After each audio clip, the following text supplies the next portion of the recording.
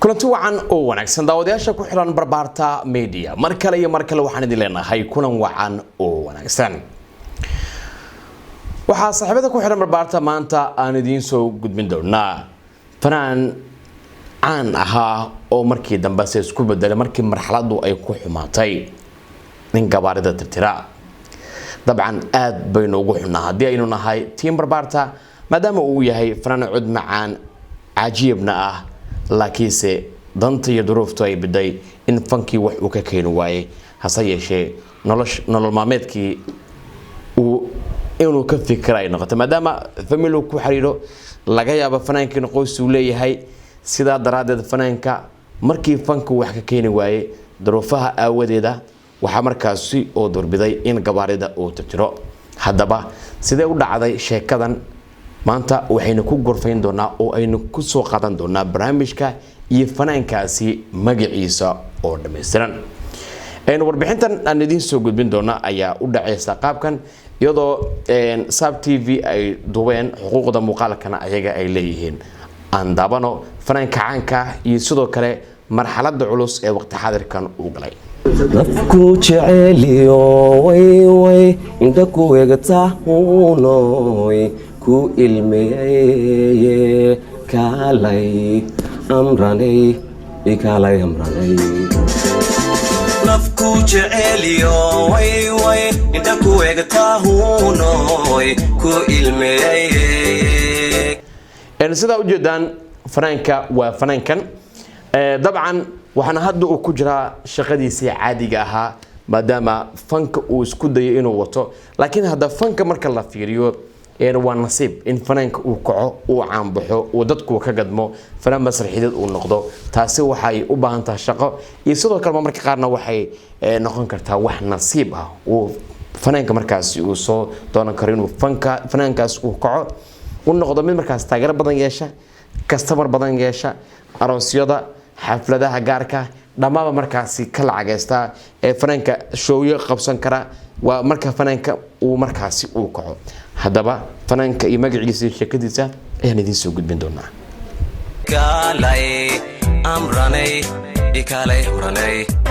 waxa uu hamigiisu ahaa inuu ka mid noqdo xidigaha caan baxay ee fanka Soomaalida waxaana uu geedigiisa ka soo bilaabay dalka Itoobiya oo ku noolaa isaga oo qaaday heesaha looga xiiseeyo deegaanada Soomaalida waxaana uu soo hayaamay Hargeysa oo ah xudunta fanka Soomaalida ahna meel uu fanaan kasta jecel yahay inuu marun ka heeso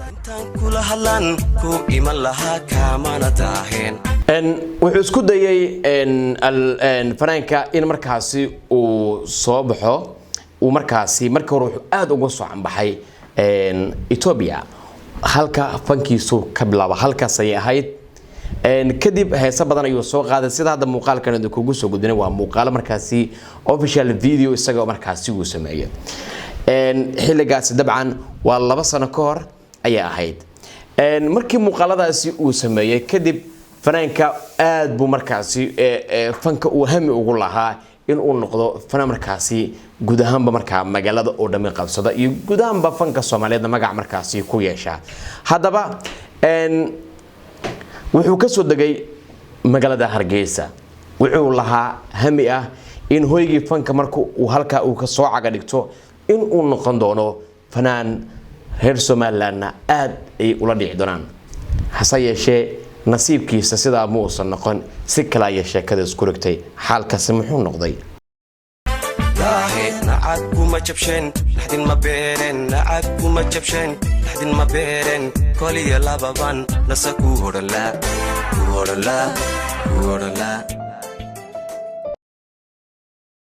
dabcan fanaanka waa fanaan aad u cod macaan muusigada ujeedaan waxa lagu duubay studio Fronle ayaa markaas muusigada ninka markaas u garaacay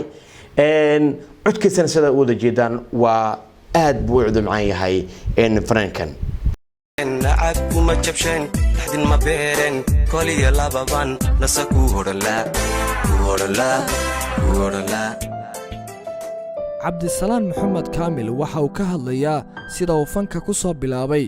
iyo soo guuridda Hargeysa rajadii uu ka qabay fankaygana waxaan ka soo bilaabay maxay ahayd magaalada Jigjiga runaantii waxaan weliba u soo galnay markaan fanka soo bilaabay maxay tababar baan u soo galnay anigiyo dhalinyar fara badan oo maxay ahayd imika aan xasuusto ay ka mid ahaayeen Maxamed Jeestiyo Jina Kaboodiyo fanaanka u jeedaan hadda ma ahan xilligu uu markaasi uu fanka uu soo galayay ee jigjiga uu halkaasi gilgilayay iskuuladu waxay ahaayeen cali dhaanta oo hadda markaasi la xasuusto inuu yahay fanaan markaasi bulaalay oo dhowr markaasi meel kala duwan ku qabtay show sidoo kalena hadda markaasi dhinaca Yurub hadda ku sugan iskuulada ay ahaayeen fanaankaasi aloo naxariistay NRD Nuruddin nin la oran jiray maxay ahayd iyo qaar kale iyo cali dhaantay macna marka kabacdi tababartii waqtigii markaan ka soo baxnay ayaan fankii sidii maxay ahayd aan soo bilownay kabacdi markaan fankii soo bilownay waxa dhacday maxay ahayd in adu fankii hadana mid aan isku yar dhacno kabacdi adu wixii markaan adu ninkii isku yar dhacnay wayahay Franka sida markaas hadda uu inoo sheegay Aada Faraan Cabdisalaam waxa ku dhacday isagoo fankii ku jira in qof markaas isku yara dhaceen xabsi ayuu galay hadda qofku markuu xabsi u gala de waxa markaasi fankiisa uu noqonaya mid markaasi hoos u sii dhaca taageerayaashii badan ee lahaa in hoos u sii dhacaan hadda fankana wuu isbedelaa marka loo fiiriyo haddii fanaan kale ogaan jirto inuu taageero lahaa fanaan kale oo daayir ayaa soo baxaya oo jiilka cusub ay la qabsanayaan sidaa daraadeedana fanaankii horena intuu u boojasnaa oo xabsi ku xirnaana isbedel ayaa dhici kara sidaa daraadeeda waa la xiray marka la xiray maxaa sa dhacay isku yar dhacday ayaa la xiray kabacdi markii dambe hadana wala soo day waxa la yiri waxaad ku xagaas ilaalinaysaa meeshaas Cabdisalaam markii fankiisa qof ay isqabteen oo markaas isku timay ahaayeen kadib waa la xiray kadibna meel ayaa loogu dhigay dhinaca iyo in uu markaas shaqo waardiyo u galo dabcan waxaan filayaa inuu ahaa koox ciidan inuu ku jiraan filayaa oo fanka ah kooxaha ciidanka inta badan dadka fanaaniinta ku jira inta badan qaarkood darajoon ay leeyihiin qaarkoodna xilliyada qaar shift ay galaan oo ay ku leeyihiin shaqada hadii ay kooxdu ay noqoto kooxda ciidanka xooga qaybta militariga ama qaybta booliska ama qaybta asluubta fanaanka dabcan sida daraadeeda mar kale meel kale ayaa loo sii wareejiyay taasi oo fankiisana uu qofkii dusmaraal uu ku dhacay hoosna markaas fankiisa uu iska dhacay بعد ماشي ما دور بلودي لاني كمشي كنو وحو وقتها يقولي maxay ahayd haloo gudbiyo Cabdisalaam war dheer iyo meel kale haloo gudbiyo markaas marka waxa leey waayay maxay ahayd ciidan marka aniga aan raaco kabacdi ماشي ma laga dhigay maxay ahayd sameeyama laga dhigay waxa dhacday dhowr bilood markaan joogay inaan markii dambe aan iska soo baxso meeshii oo Hargeysa iska imaato Hargeysa runaantii markii aan imidina maxay ahayd sidii aan ka rajaynay oo runaantii kaman hel oo caqabado badan ay igu horimid markaasa meel far badan oo macal tagay waxa igu horimid caqabado dabcan kooxdii markii isaga uu hogaaminay dhinaca loo dhiibay hogaanka isaga uu qabtay ciidanka ahayd kadib de meeshii dhan waa ka soo gasto uu ka soo tagay Hargeysa imaada Hargeysa wuxuu kala hami ah maadaama hoygii fanka ay tahay in halkaasi hooyishiisa kala fanka uu ka sii wato fanaanka laakiin sida uu rajeynayay halka uu noqon waayay marka runaantii saas wax ay ahaa fankii Hargeysa waxa ku qabsatay duruuf adag oo ku khasabtay in fanaankii heesiisa la dhageysan jiray uu baabuurta masaxo runaantii nolosha raflowka waxaan bilaabay markii adu ay ii suurtagal weeday fankayga iyo waxyaalaha aan wateen hamiga u lahaa markaasa si aan nolosheeda ku kabo ayaan maxay ahayd aan u bilaabay intan baabuur maristi waxan waayo fadhi iyo maxay ahayd waxaas kuma soo galayaan maxay waxaad masruufan lahayd markaas aan weydiisan maxay ahayd dadka qayrkeedii aan wuxuu weydiisan ayaan u bilaabay hawsha ugu dambeyn wuxuu gaaray go'aan ragnimo oo geesnimo ay ku dhaahan tahay wuxuu yiri intaan qof kale aan shaxaadi lahaa intaan qof kale aan baryi lahaa waxaan wuxuu yiri go'aan aan ku gaaray in fankeyga dhinacan ugu haro oo shaqadan markaas aan qabsado dabcan waxaan ugu baaqayaa fanaaniintii iskuuladka ayaan haddii ay ka fiican yihiin dabcan cali dhaanto dabcan waa fanaan weyn cabdisalaamna waad garanaysaa dabcan horeyna markaasi jigjiga iyo meelo badan isla soo kala kicisan fanka waa isla soo bisheen waa saaxiibkaaga haddii aadna daawanaysid adna dhinacaaga ka caawi cabdisalaam maadaama uu hami lahaa laakiinse dantu ay miday in markaasi gabarida uu maydho amaba gabarida markaasi in uu dhaqo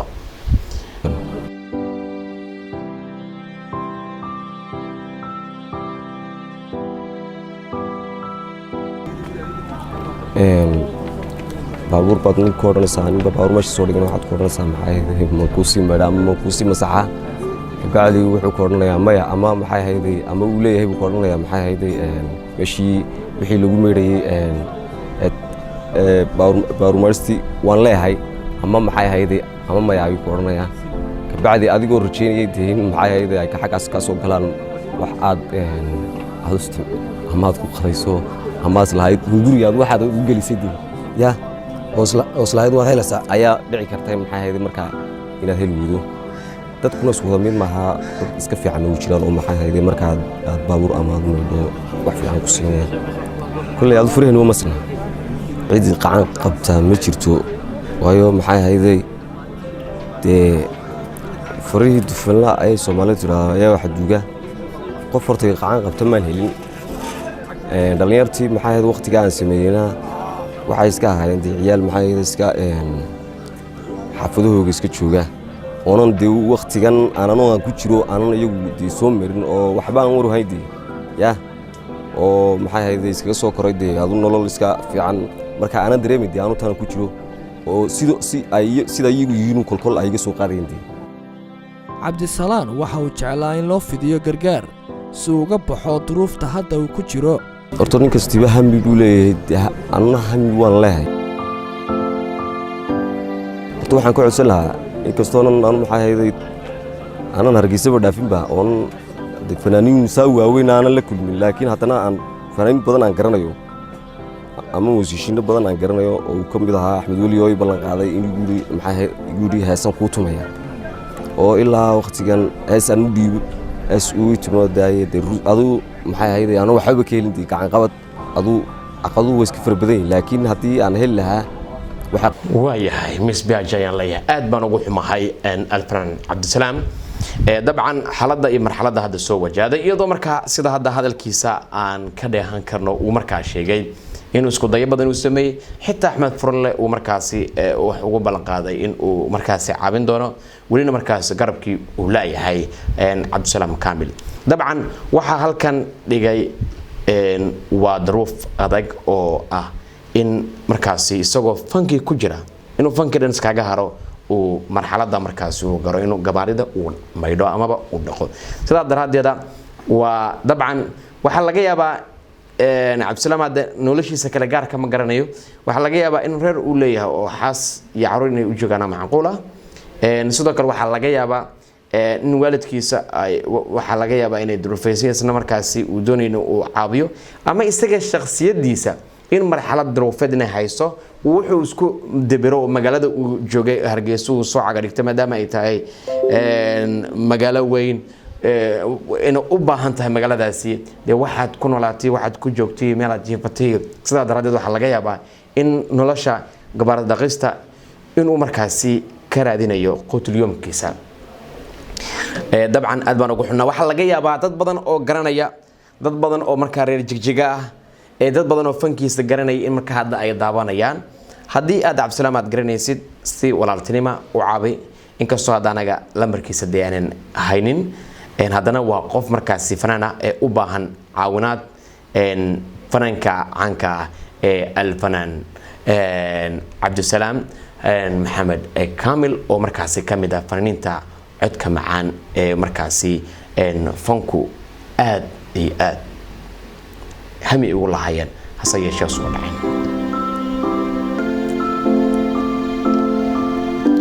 sida ujeedaan waa kabiis aad buu u durufaysan yahay shaqo ku jira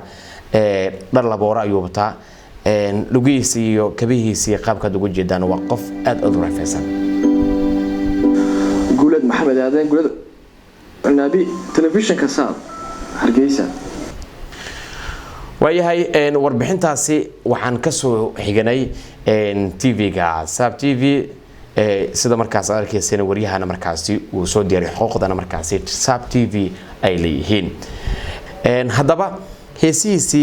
waxa kamid ah heestan abaradii jacayliyo itaqadadiisha dabtakadiis ku noqoto niyadayda dhaaway abaradii jacayliyo itaqadadiisha dabtakadiis ku noqoto niyadayda dhaaway مساك براتيو نبتا روحي كل سيدا مساك براتيو نبتا روحي كل سيدا احفي لما وداجي بغش يا نعب عباديقو هاو جبين نعب عباديقو هاو نقو dabcan heesaas wuxuu kamid ahaa heesaha uu fanaanka markaasi uu sameeyay koraad inta markaa marxaladan duruuf aysan soo wajihin iyadoo heestaasi haddaan idin daaray 2017 September ay ahayd markii si official ah loo soo geliyay muuqaalkaasi dabcan xilligaas wuxuu waa fanaan isku filan labiskiisa gadan kara shoppingkiisa gadan kara camera inta wacda dhihi kara studio dhihi kara heestan iga duub iga qabo muuqaal official videogan laga yaabay in xilligaasi gaariga la raacay waxa isagana jaabkiisa ka dibrinayay hadda laakiin darawf ayaa soo wajaaday Cabdisalaam waxaan ku rajaynaynaa guul insha Allah iyo nolosha marka hadda cakranaad ku jirtid Ilaahay inuu ka bixiyayaan kaga baryanaa alfanaani halka ayaan ku soo gabagabeenayaa muuqaalkaasi aynu ku eegeynay fanaanka cankaaye Cabdisalaam Maxamuud Kaamil oo markaasi duruufuhu ay markaasi la dageen halka ayaan ku soo gabagabeenayaa inta barnaamijku soconayna jib ayaad la socodsiinayay nabadgelyo